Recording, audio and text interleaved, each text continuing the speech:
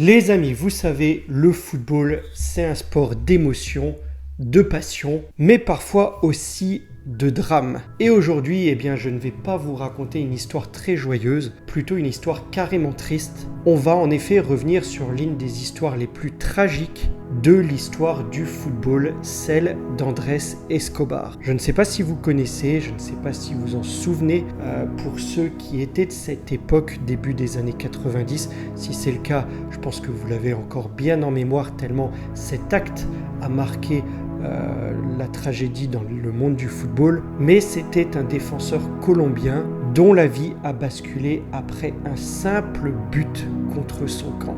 Eh oui, c'est malheureux et je m'en souviens encore très bien, comme si c'était hier. Je regardais la Coupe du Monde 94 à la télévision. Je me souviens encore de ce geste. Je ne pensais pas qu'il allait entraîner des conséquences aussi lourdes pour le joueur.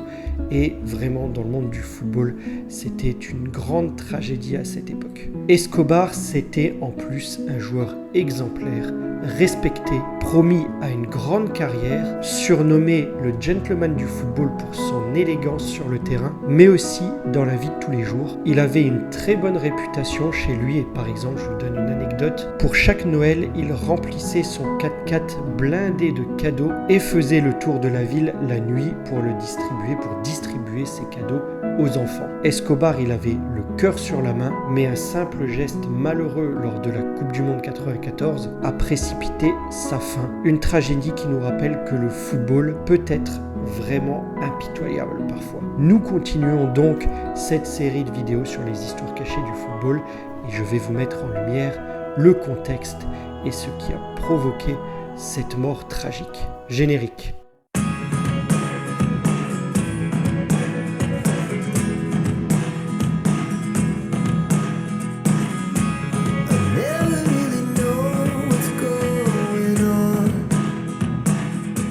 Bonjour les amis et bienvenue dans cette nouvelle vidéo. Une vidéo, je vous l'ai dit, pas très joyeuse, mais nous allons lever le couvercle sur cet acte, cette tragédie du football des années 90 avec l'assassinat d'Andrés Escobar suite à un geste malheureux lors de la Coupe du Monde 94. C'est parti. Alors tout d'abord un peu de contexte comme lors de ma première vidéo concernant cette série sur les histoires cachées. Si vous ne l'avez pas vue, je vous invite à aller la découvrir juste ici. On parlait de Ronaldo lors de la finale 98 et son état de santé un peu mystérieux. Et bien ici, pour cette vidéo, on est début des années 1990. La Colombie connaît une génération dorée, peut-être la meilleure génération que moi j'ai vue, en tous les cas, concernant cette sélection de Colombie. On avait notamment Valderrama, Asprilla, Higuita et donc au centre de la défense, Andrés Escobar. L'équipe domine carrément les qualifications au Mondial 94. Pour vous en donner la preuve,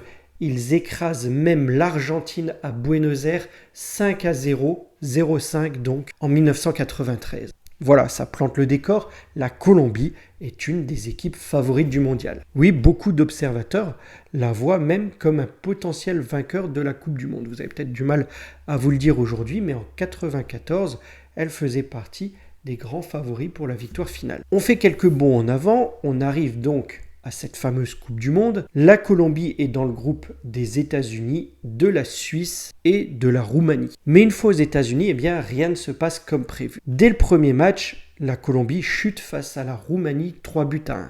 Alors la Roumanie avait une très belle équipe aussi, avec Popescu notamment, ou Hadji, très bon joueur à l'époque si vous l'avez connu. Et donc, pas logiquement, parce que ça aurait pu être un match plus disputé que ça, mais la Roumanie, avec sa solide équipe, l'emporte 3-1. C'est pas grave, la presse colombienne voit ça comme un faux pas, y croit dur comme fer et n'en démord pas avec cette équipe-là et avec ses étoiles. Valderrama, donc Asprilla, Escobar et compagnie, la Colombie va devenir championne du monde. Autant dire que la pression pour les joueurs est immense. Et pour leur deuxième match, ils affrontent les États-Unis. S'ils veulent passer en huitième de finale, ils doivent absolument gagner. Le match débute, mais bon, encore une fois, il ne se déroule pas comme prévu. À la 27e minute, il y a un centre américain. Escobar tente d'intervenir en glissant pour dégager le ballon, mais il ajuste un peu mal son dégagement et marque contre son camp. Et là, un silence s'abat sur l'équipe. Au bout du match, la Colombie s'incline 2-1 et est éliminé du tournoi avant même le dernier match contre la Suisse. Ça, ce sont les faits, c'est ce qui est arrivé. Voilà, Escobar a marqué un but contre son camp, participant à la défaite des siens. Et voilà, ils font leur bagage et ils doivent repartir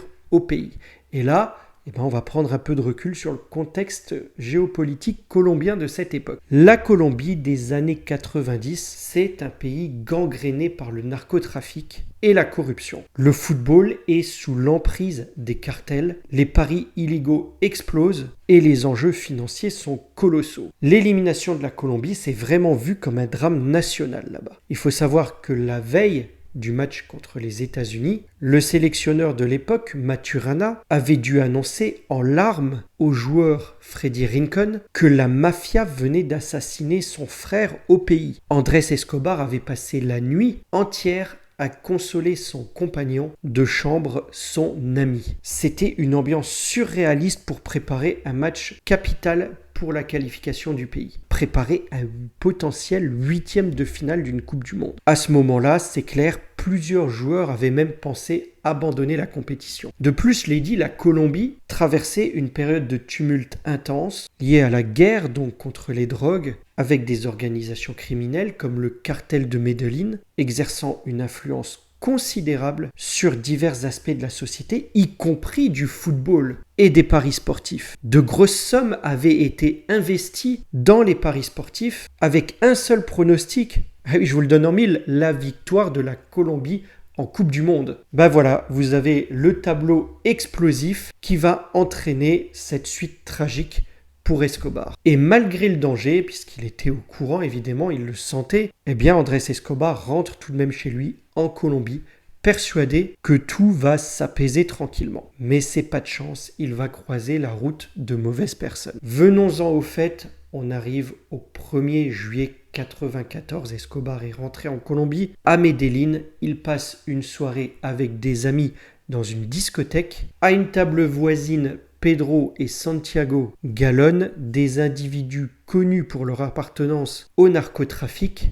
étaient assis avec un groupe d'amis à eux. Ils ont soudainement reconnu Escobar à la table voisine et ont commencé à lui crier « Traître, Andrés, traître !» en le provoquant à plusieurs reprises et pendant toute la soirée. À un moment donné, Escobar, avec ses amis, part, va au parking chercher sa voiture, rentre dans sa voiture et à nouveau, ces hommes l'ont suivi, le prennent à partie. Escobar sort de sa voiture et leur demande de le respecter un minimum. Mais les insultes continuent à fuser. À ce moment-là, leur chauffeur, le chauffeur de ces narcotrafiquants, sort de la voiture, c'était leur chauffeur et leur garde du corps. Il s'appelle Humberto Munoz Castro. Il surgit de nulle part, à vrai dire, Escobar le voit pas venir, s'approche du joueur et lui tire 6 balles dans le dos. 6 balles, les amis. Aucune chance pour Andrés Escobar. À chaque balle, il accompagne le coup de feu d'un seul mot, goal, goal, goal, goal, goal, goal. Comme une moquerie sinistre qui renvoie au but contre son camp qu'il avait marqué. La nouvelle fait rapidement le tour du monde, les amis, un choc pour toute une population. Plus de 120 000 personnes assistent aux funérailles. Escobar avait 27 ans.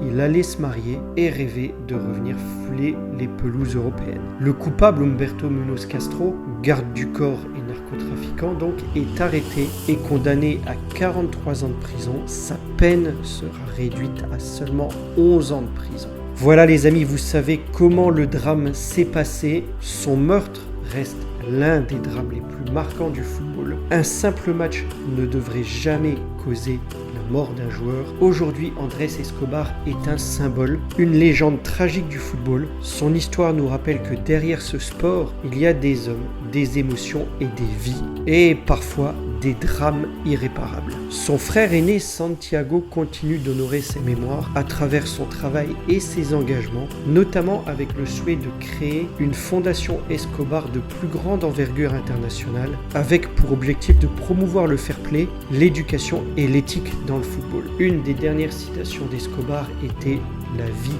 ne s'arrête pas ici, il y a encore beaucoup de routes à parcourir. Je vous le fais en français, cette phrase, il l'a prononcée au retour de la Colombie du mondial 94. Elle résonne aujourd'hui, je vous la refais, la vie ne s'arrête pas ici, il y a encore beaucoup de routes à parcourir. S'il avait su. Et vous mes amis, que retenez-vous de cette tragédie? Laissez vos impressions en commentaire. N'oubliez pas de vous abonner si vous voulez être averti des prochaines sorties de vidéos sur ces histoires cachées du football. Quant à moi, je vous laisse là pour celle-ci. Likez, partagez, commentez, mais surtout appréciez. Et je vous dis à bientôt pour une prochaine vidéo. Portez-vous bien les amis.